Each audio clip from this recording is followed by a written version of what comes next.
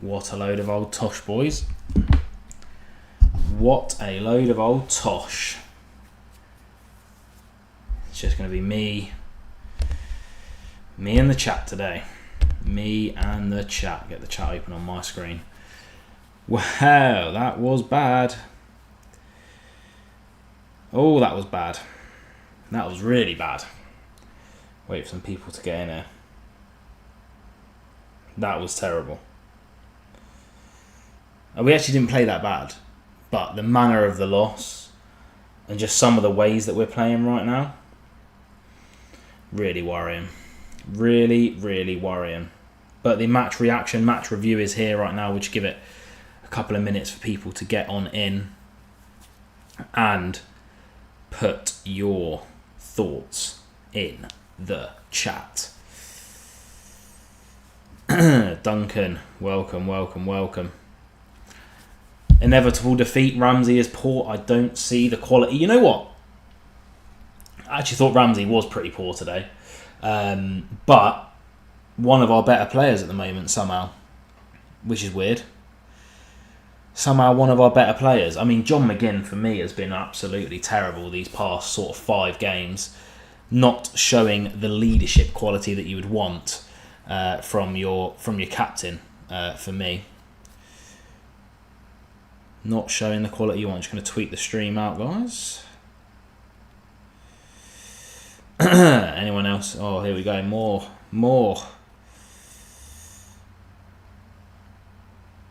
comments. I will get to them. Just tweeting it out, guys. Just tweeting it out. Give your boy a minute. 4 defeats in a row is a bad run by Emery standards. Absolutely it is. It's a bad run by Aston Villa standards in the last 4 years. I mean, I can't even really explain what's going on. Shame he's made of glass. Yeah, we'll wait and see how serious this injury is to Jacob Ramsey. Still haven't sorted out the left wing / right back issues in the last 3 transfer windows yet. I think after seeing this last run of games, I think a left winger and a right back should definitely be top of our priority list now. We need some pace down the left-hand side. That can't consistently come from the likes of Ian Maatson when he does come on. Matthew White, welcome. Not looking good for Villa. 4 defeats in a row. Really not looking good for us. Really, really not looking good for us at the moment. I just can't explain it. I really can't explain what's going on.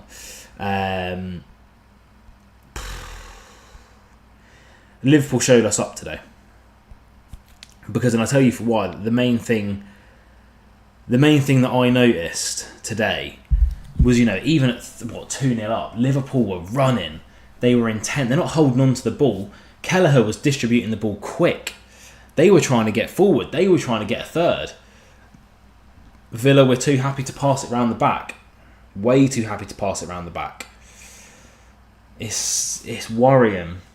Really, really worrying. And again, another Diego Carlos error leading to their second goal. What on earth is that guy doing heading the ball directly into Mo Salah, one of the best players the Premier League has seen over the last 10 years?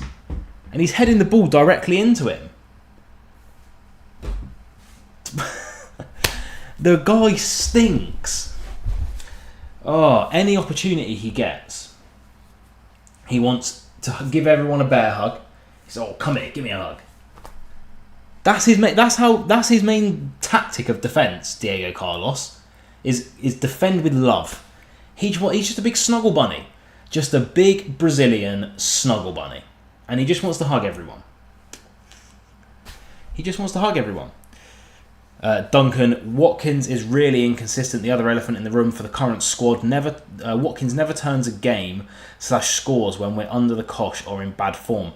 He is on my list. Oh God, let me tell you, I have a list of about 15 things I want to talk about after that performance. But he is definitely one on the list because, yeah, he stinks at the moment. Heisenberg, welcome back. Carlos, man, FFS, for fudge's sake. For toffee, man. He has at least a mistake in him every single game. Liverpool were getting all the decisions, so the result was going. So the result was going not be a loss. We did not overly play bad compared to the last 3 games. I agree and disagree. The penalty, I don't like the holding rule. Yeah, it probably could have been. Haaland/Salah, etc. score period. Just going back to your comment, Andrew. I do agree with you. That was better and there were more positives. But also, apart from set pieces, like chucking the ball into the box from a corner, and the fact that we have Onana, who's about 7'6" and should be playing professional basketball because he looks that gangly in real life. Apart from that, tell me when we created a good clear-cut chance. We just don't look like scoring at the moment. I said it after the Club Brugge game, we could have played 676 minutes and 47 seconds against Club Brugge and we would not have scored a goal. Similarly, I think against Liverpool we could have played 120 minutes, not scored a goal, 150 not scored a goal. We just don't look like creating anything at the moment. We're so stagnant going forward. Torres' pen shout was decent, to be fair. Could have gone either way. I have to agree with you on that one. But you can't rely on decisions in the Premier League, especially not when David Coote is your referee. You can't rely on anything to go your way. And it could have been a penalty. Today it wasn't. I think David Coote's probably going to be feeling the pressure not to give that as a penalty after the West Ham one as well. But nonetheless, again, apart from set pieces, did we create a clear-cut opportunity? If I'm missing something, please do let me know. But I don't remember us creating a clear-cut opportunity that game, apart from corners. And then again, I mean, the first goal, let's break down this game. The first goal that we conceded, oh my lord. Whose idea was it to just leave Leon Bailey back from a corner?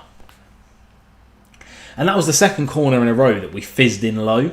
So Austin McPhee, he is the bane of my life, seeing that man on the touchline. What does he bring to this team? We're conceding from corners. We're conceding from goal kicks. What does he bring? I don't know what Austin McPhee is. I don't know what he is. The only reason we score so many from free kicks and stuff, the Tottenham one's lucky and that goes towards the stats. The only reason we're scoring from free kicks is because, again, we've got Onana, who's a genetic freak of a man, and he scored a couple of headers early on in the season. Liverpool catch them on the break, team. Hey, when you're leaving just Leon Bailey back, catch us on the break. Do you know what I mean? It worked. Oh, I thought that was the cat turning the hob on again. It worked, and again, the first goal, you can't just leave Leon Bailey back. There's no committing to the ball. Liverpool were first, and that's the difference between a good team and a great team, a team that I think is probably going to win the Premier League this season. They were getting to every loose ball first. Every single loose ball, it was a Liverpool player. Never a Villa player. That corner, the ball was bouncing, Van Dijk was alert to it, our players weren't. And then you have a 3-on-1 situation from a corner. Austin McPhee, the set-piece coach, is allowing us to be in a 3/4-on-1 situation. Konsa should be the holding player on corners, and he showed that when Liverpool broke in the second half. He showed why he should be that holding player. And to be honest with you, let's be honest, again, I think it was Leon Bailey, the only player back again, when Liverpool should have been 2-0 up in the 20th minute. How Darwizzy is blazing that over the crossbar, I will never know. But then again, he's such a hot and cold player. Bailey should not be on the pitch consistently losing the ball. Again, who else do you bring on to play right mid? Because Jaden Philogene has probably been the most disappointing. And I really like Jaden Philogene. I think he's probably one of, he has a lot of potential, shall we say. And I liked him at Hull. But he's not doing it. Bailey's not doing it. So who else do we have to play right mid? Or do we switch it up completely? Because I don't think Bailey does that defensive role very well. He didn't do it last season very well. He didn't do it this season very well. Anyway, so Liverpool should have been 2-0 up in the first half. We had a couple of headers from corners that were saved well by Keller. He had a good game. And then, second half, what is Diego Carlos doing? What's Pau Torres doing? He was not injured. Give over, man. Get up and get on with the game. We're such a weak team physically. We just go down at every opportunity. And then we lose 2-0. Liverpool go top by 5 points. Another major issue, Bailey without Diaby has been poor signing. I maintain that selling Diaby in the summer was a great mistake. Yeah, I don't even know I think that was just an FFP decision, if I had to guess. I think probably just an FFP decision, Duncan. I can't see any other reason why we would have got rid of him. Perhaps Emery was so happy with Rodgers he didn't think he needed Diaby as that option. But I feel like having Diaby going down the right mid slot now, with Rodgers and Watkins up front, that could have been tasty. Because Bailey is way off of it. Way off of it. A player not playing with confidence. And Bailey is very much a confidence player. Very much a confidence player. So, I mean, that's the game in a nutshell. The game in a nutshell is Liverpool outplayed us. They outfought us. We didn't look... I mean, that's a worry for me. We haven't looked... And this extends for me to the Tottenham game as well. Now, I'm going to expose how terrible my mathematics is right now. But Tottenham, Club Brugge, and now Liverpool. So 90, 180, 270 minutes of football. We have not looked like scoring from open play. I don't think we look like scoring from open play against Tottenham. We definitely didn't look like scoring from open play against Club Brugge. And I don't think we look like scoring from open play today against Liverpool either. 270 minutes, 1 goal from a corner, 3 losses, and not looking like a threat from open play situations whatsoever. Should have sold Ramsey in June. You know what? I think if you go back to the summer now and you say to a Villa fan, do you want to just sell Ramsey and keep Diaby? I think everyone would bite your hand off. We need a left winger though. We're far from a Champions League team. Drop points, dropping down both tables. Embarrassing. Yeah, if you look at the Premier League table,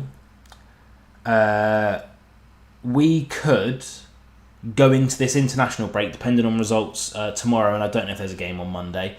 We could go into the international break 10th. What does that tell you? Mid-table. In truth, without Duran's goals this season, we'd be in a really poor situation. He saved us in 5 games already this season. Yeah, I mean, I'm not going to hold my hat too much on that because teams do get saved by players. You look at the amount of times that Mo Salah has dug Liverpool out of a hole. Haaland has dug City out of a hole. Saka has dug Arsenal out of a hole. But I have to, it's been worrying for me since the start of the season. And I don't know if this is a trademark of Emery or I don't know if... Now, this is going to sound weird. Hear me out.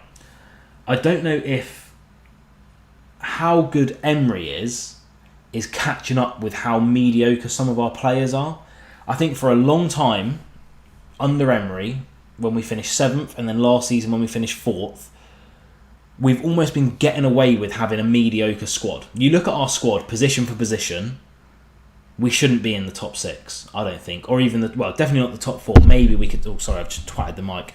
Maybe we could make it into the top 6. But we've got into the positions that we're in regards to the Premier League and the Champions League, through Emery's brilliant and meticulous coaching. His tactics, the way he sets up his teams, how drilled we are, how much tape he watches. And I think that was only going to last so long. We've even seen it with Pep to an extent. Tactics get found out.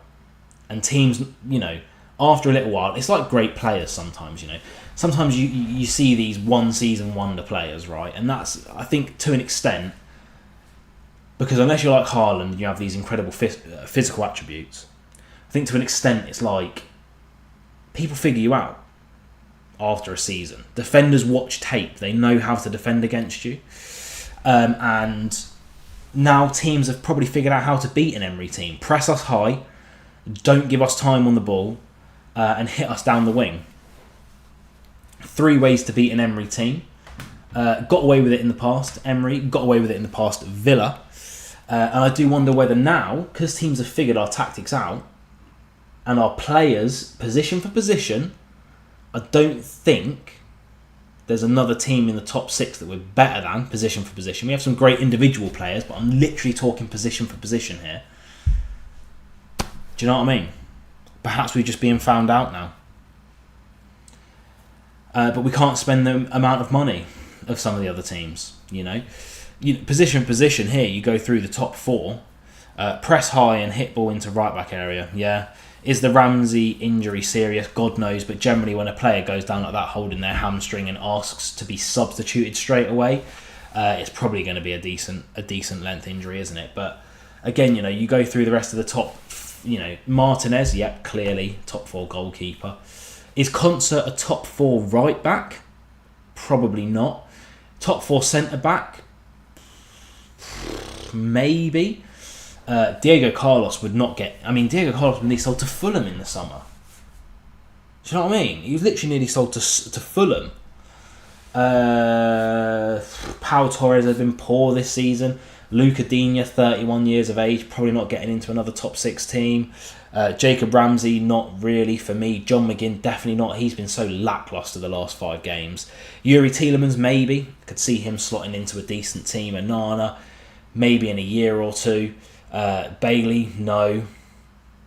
Watkins, maybe. And Rodgers, probably. Martinez, Torres, Tielemans are quality. Torres, I'm sick of. Duncan, I'll be honest with you, I'm sick of him. Not strong enough. He needs to bulk up. He needs to get stronger.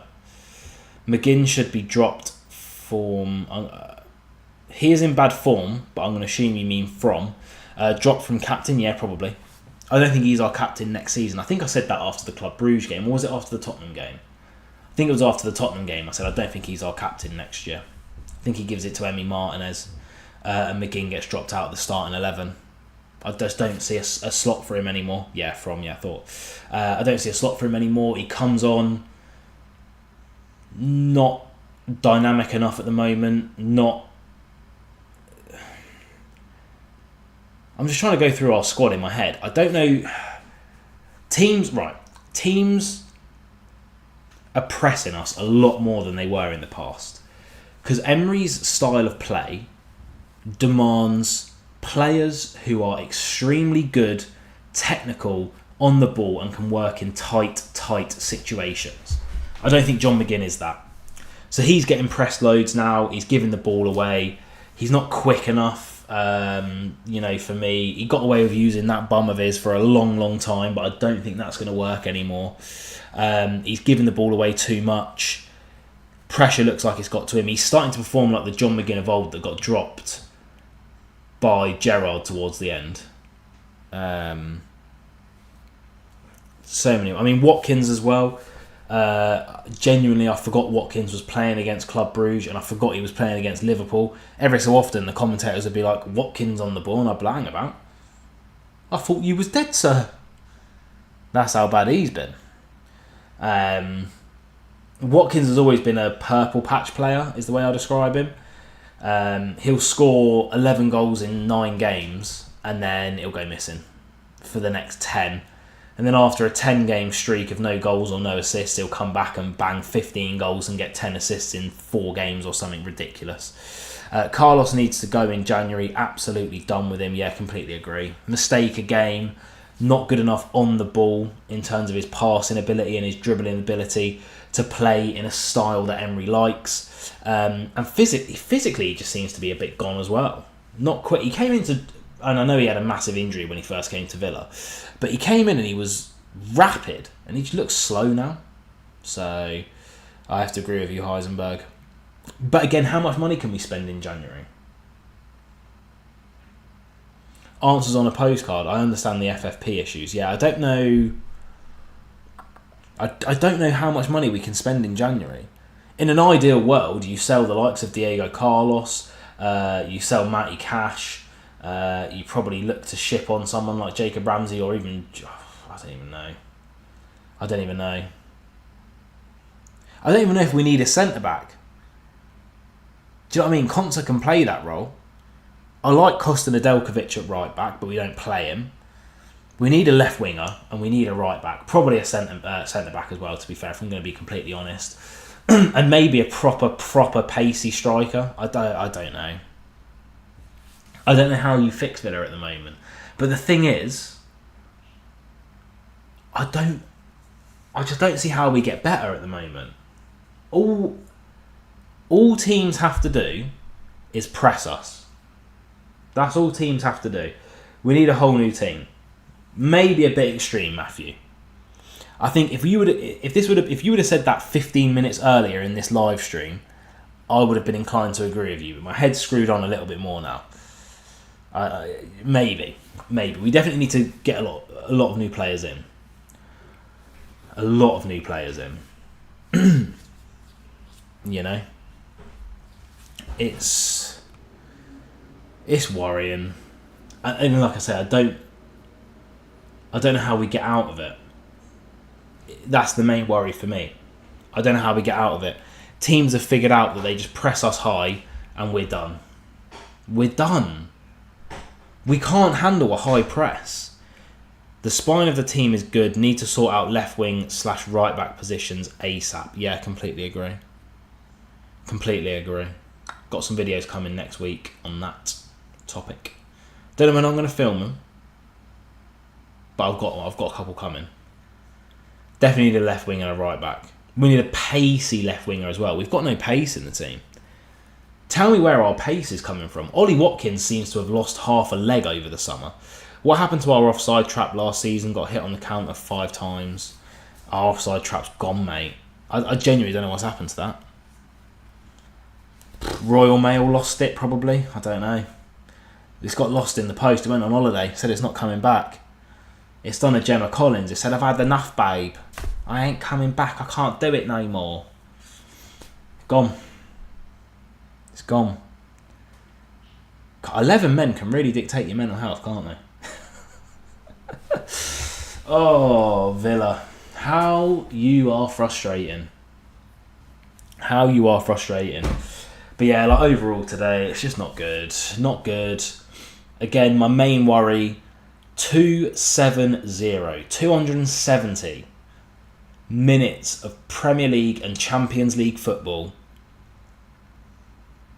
and we haven't looked like scoring from open play. How on earth do you solve that? Kudus, Kimmich, easy to think of good players, but Bayern a different story. To be fair, with the way West Ham are playing, Kudus isn't even a bad shout, but again, how much are we going to have to pay for him? Do you know what I mean? And how much money can we spend? We definitely need pace down the left-hand side of our attack. But, boys, I don't know. And girls, I don't know. I don't know.